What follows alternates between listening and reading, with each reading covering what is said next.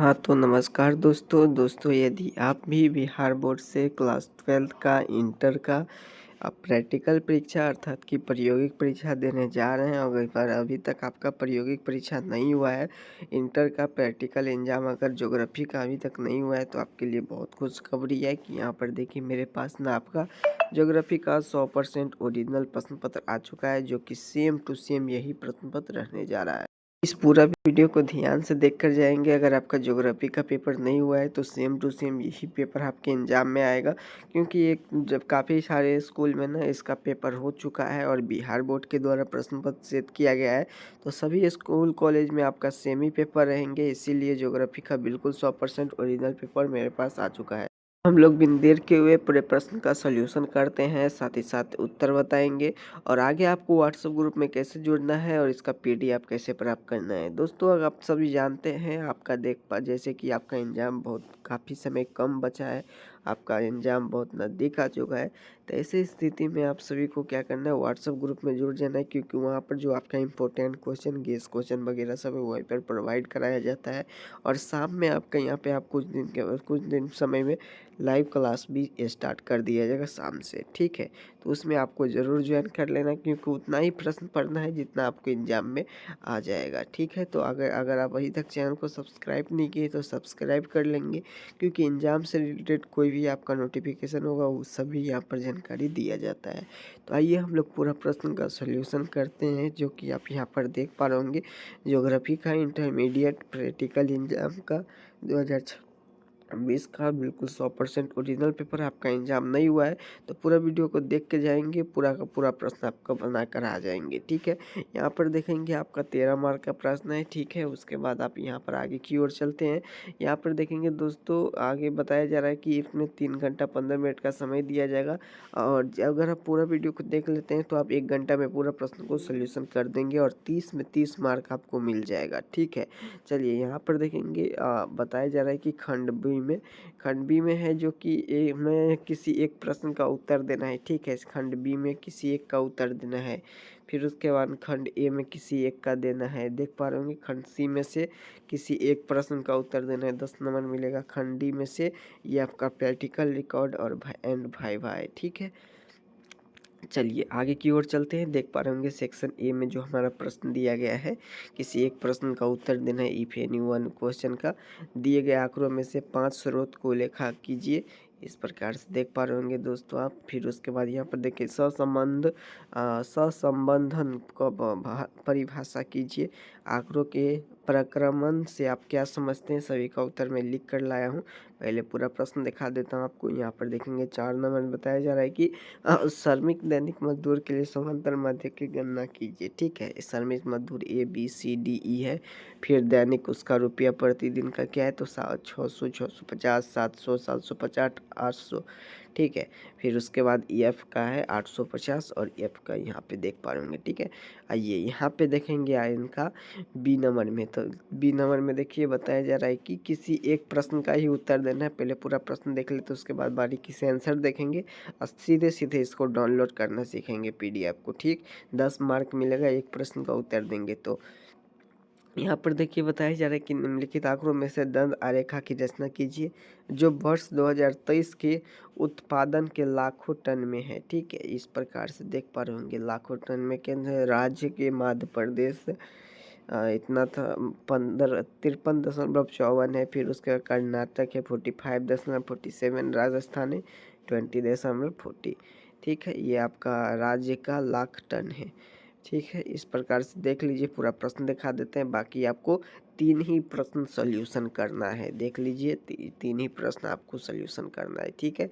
आइए सी में देख लेते हैं। उसका वो सब नहीं बनाइएगा तो इजी इजी प्रश्न सभी दिया गया है। 7 नंबर 8 नंबर में से कोई एक बना लीजिए।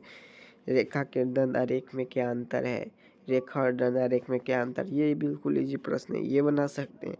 नहीं तो आप यहाँ पर देखेंगे सेक्शन सी में जो है, सी में से किसी एक प्रश्न का उत्तर देना। वर्कशीट क्या है, ठीक है।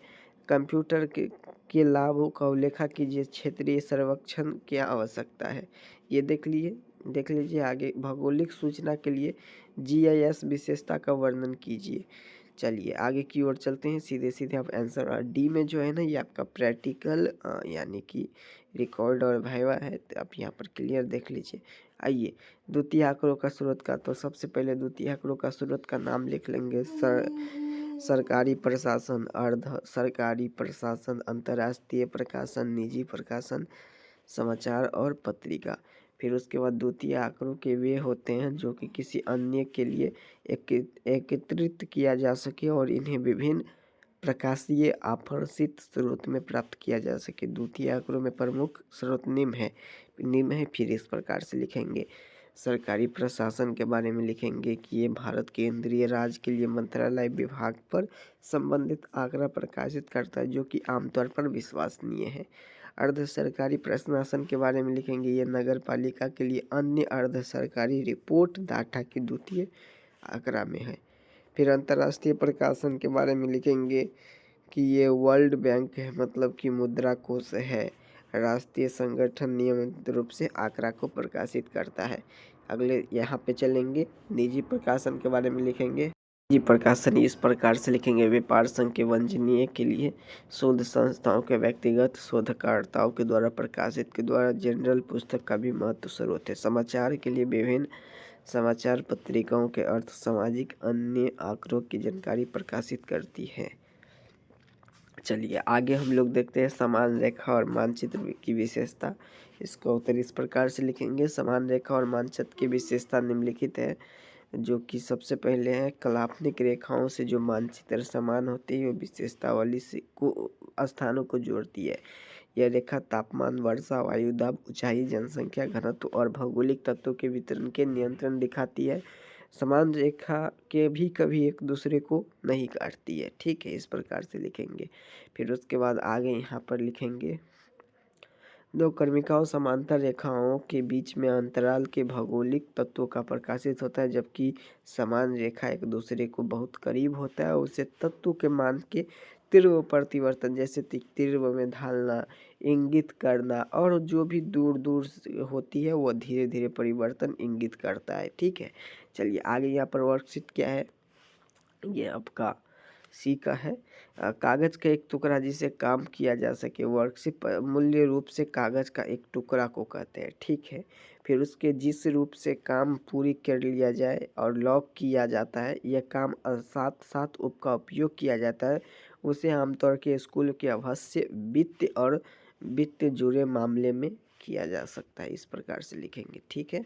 देख लीजिए आगे यहाँ पर कागज का टुकड़ा जिसका काम किया जा सके। फिर उसके बाद लिखेंगे सॉफ्टवेयर संदर्भ वर्कशीट के माइक्रोन एक्सेल के या गूगल शीट जैसे इलेक्ट्रॉनिक एक्सपोर्ट के लिए यह बनाई गई है। फाइल की एक पृष्ठ होती है, इस प्रकार से आप लिख लेंगे, ठीक है। 3 ही प्रश्न बना था, मैं तीनों का उत्तर दे दिया। तो दोस्तों इसका पीडीएफ आपको सीधे सीधे डाउनलोड करना है तो आप हमें इस नंबर पर अपना नाम, अपना वर्ड लिख कर व्हाट्सअप करेंगे, ग्रुप का लिंक जाएगा, ग्रुप में व्हाट्सअप चैनल से ज्वाइन हो जाएंगे, वहीं पर ये सब आपका सेंड कर दिया गया है, ठीक है। तो जल्दी से आप सभी ज्वाइन होकर वहाँ से डाउनलोड कर लीजिए, ठीक।